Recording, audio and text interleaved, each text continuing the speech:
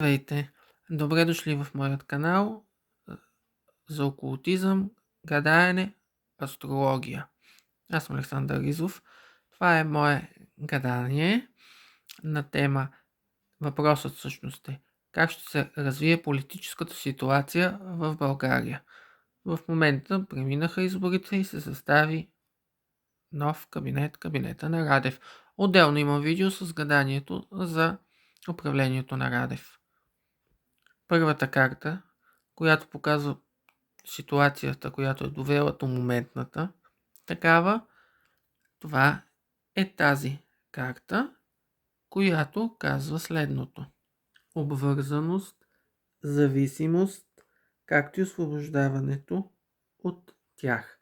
Това е довело и е било преди текущото състояние, което е тази карта.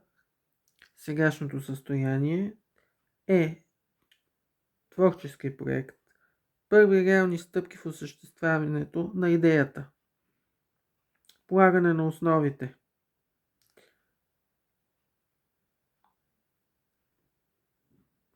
Преглед на наличния арсенал. Сядане пред белия лист. Това е в момента. Това е значението на тази карта. На практика всички знаем, това е към момента и реално. Това обаче е бъдещето. Това, което предстои. Третата карта, нейното значение, тя казва следното: търпение, скрити възможности, време за зреене и растеж, изчакване на подходящият момент. Това е бъдещето, което значи, че много бавно ще върват нещата, но все пак тръгват на някъде. Положително. Ето отново и трите карти. Миналото, това, което е към момента, и бъдещето,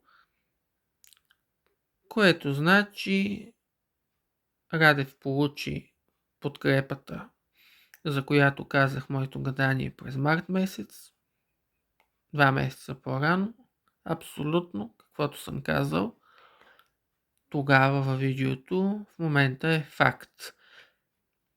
И в момента това гадание го потвърждава, което е сходно с това от март месец. Държавата тръгва бавно към прогрес, но много бавно ще бъде. Това би трябвало Радев да я поведе. Но дали ще е Радев или това е само началото и след това ще има друг човек, затова може би по-нататък ще направя гадаене.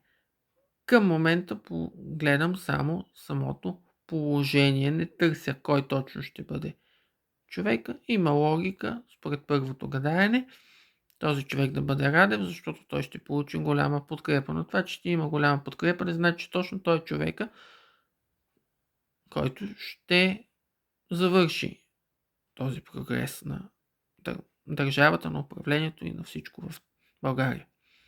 Заповядайте в моя канал, където ще откриете уроци по астрология и още гадания на видео.